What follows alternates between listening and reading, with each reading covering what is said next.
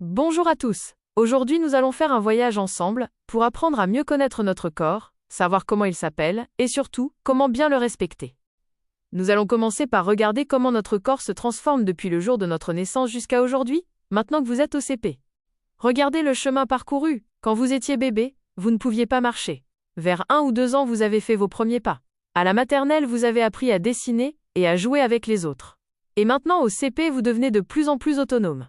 À 6 ans, il se passe beaucoup de choses. On commence à perdre ses dents de lait. Mais ce n'est pas tout. Votre taille augmente, vous devenez plus lourd et vous apprenez plein de nouvelles choses, comme la lecture et l'écriture.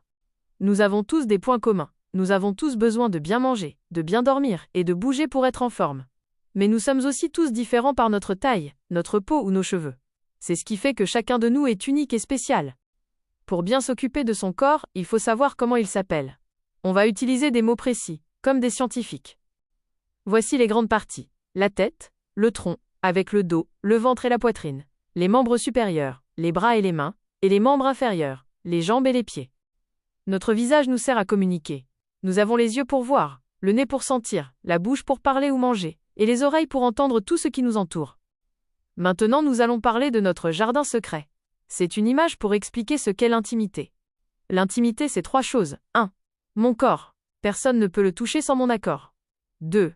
Mes pensées. Ce que je pense dans ma tête est à moi. 3. Mes secrets. Mes dessins ou mes petits mots.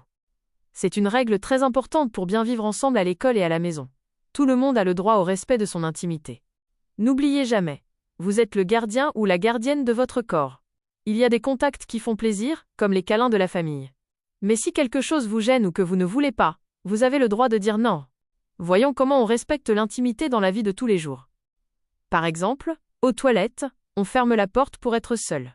Chez le médecin, il peut nous toucher pour nous soigner, mais il doit nous expliquer pourquoi. Et dans notre chambre, on peut avoir nos moments tranquilles. Apprenez à écouter votre corps.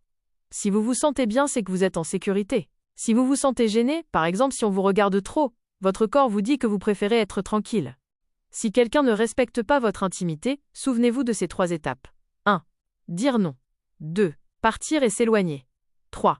Parler et tout raconter à un adulte en qui vous avez confiance. Pour finir, bien connaître son corps, c'est la meilleure façon de grandir heureux et en confiance avec soi-même et avec les autres.